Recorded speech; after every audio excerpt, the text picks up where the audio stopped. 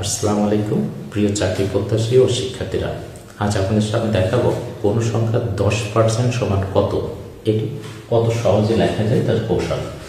দেখেন 730-এর 10% যদি চাই, এক্ষেত্রে 730 গুণ 10%, 10-এর একটা শূন্য আর 730-এর অর্থাৎ সংখ্যাটির এককের অঙ্ক যদি শূন্য থাকে, দুইটা শূন্য কেটে দিয়ে আপনি সরাসরি বলবেন 73। একইভাবে দেখেন 2600-এর 10%, তাই 10-এর একটা শূন্য আর 2600 সংখ্যাটির এককের অঙ্কের শূন্য বাদ দিবেন, তাহলে সংখ্যাটা যা আছে অর্থাৎ 260। এখন দেখেন 196-এর 10%, এই যে 10%-এর 10 কাটলেন, কিন্তু এখন কিন্তু 196-এর এককের অঙ্ক শূন্য নেই।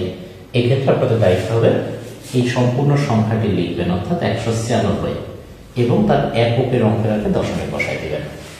অনুরূপভাবে 456-এর 10%, 10%-এর একটা শূন্য কাটলেন, কিন্তু 456-এর এককের অঙ্ক শূন্য না থাকে সম্পূর্ণ সংখ্যাটি অর্থাৎ 456 লিখবেন এবং তার এককের অঙ্কের আগে দশমিক বসাই দিবেন। আশা করি সমাধানগুলো বুঝেছি।